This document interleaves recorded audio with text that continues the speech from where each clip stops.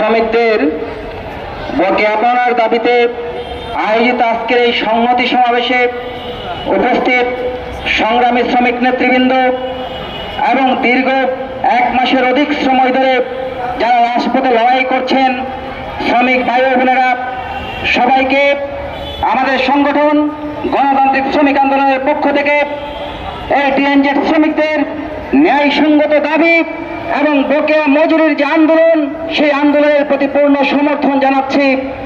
এর সাথে সাথে দুঃখের সাথে বলতে চাই, আজকে আবার নতুন করে কোনো সংহতি জানানোর কথা ছিল না, কারণ এইখানে যে শ্রমিক নেতৃবৃন্দ আছে যারা এই বাংলাদেশে যারা শ্রমিকদের পক্ষে, শ্রমিকদের অধিকার আদায়ের পক্ষে যে সংগঠনগুলো লড়াই করে, তারা প্রায় 1 মাস আগেই এই টিএনজেড শ্রমিকদের যে দাবি বকেয়া মজুরি পরিশোধের দাবির প্রতি তারা সংহতি জানিয়েছিল। সেই সংহতি জানানোর কারণে সরকারের উচ্চ পর্যায়ে শ্রম উপদেষ্টা, মালিক প্রতিনিধি, শ্রমিক প্রতিনিধিদের নিয়ে চুক্তি হয়েছিল যে গত 7 তারিখে তারা তাদের বকেয়া পাওনাটা পরিশোধ করবে। কিন্তু দুঃখের বিষয়, অতীত ফ্যাসিস্ট সরকার যেভাবে করে শ্রমিকদেরকে নিয়ে টালবাহানা করেছে, বর্তমানে অভ্যুত্থান পরবর্তী যে সরকার সেই শ্রমিকদের নিয়ে টালবাহানা করছে। এবং এই প্রখর রৌদ্রে শ্রমিকরা গতকালকে থেকে এইখানে অবস্থান করছে, নানা ধরনের অসুস্থতায় শ্রমিকরা জর্জরিত। তাদের আশা, তাদের যে বকেয়া মজুরি সেইটা তাদেরকে পরিশোধ করতে হবে।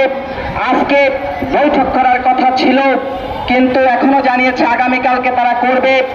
আমরা স্পষ্ট ভাষায় বলতে চাই, এই শ্রমিকরা গণতান্ত্রিক প্রক্রিয়ায় তারা তাদের ন্যায্য পারিশ্রমিকের দাবিতে ধারাবাহিকভাবে লড়াই করছে। আপনারা শ্রমিকদের ধৈর্যের বাঁধ ভাঙবেন না। শ্রমিকদের যদি ধৈর্যের বাঁধ ভাঙে, তাহলে আপনারা ক্ষমতার মসনদে বসে থাকতে পারবেন না। সুতরাং আজকের এই সংহতি সমাবেশ থেকে আবারও বলতে চাই যে আগামীকালকের যে মিটিং, সেই মিটিংটাই যাতে এই আন্দোলনের শেষ মিটিং হয়। এই মিটিংটাই যাতে শ্রমিকরা তাদের দীর্ঘ 1 মাসের যে পাওনা, 3 মাসের যে বকেয়া পাওনা, সেই পাওনা নিয়ে যাতে তারা বাড়ি ফিরতে পারে।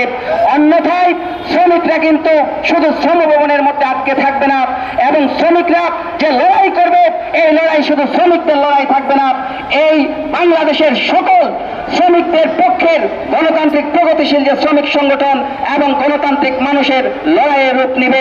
সুতরাং আমরা আজকে এই সংহতি সমাবেশে দাঁড়িয়ে আবারও বলতে চাই, অবিলম্বে আগামীকালকে যে মিটিং হবে, সেই মিটিংয়ে এটা আমরা চূড়ান্ত সমাধান চাই।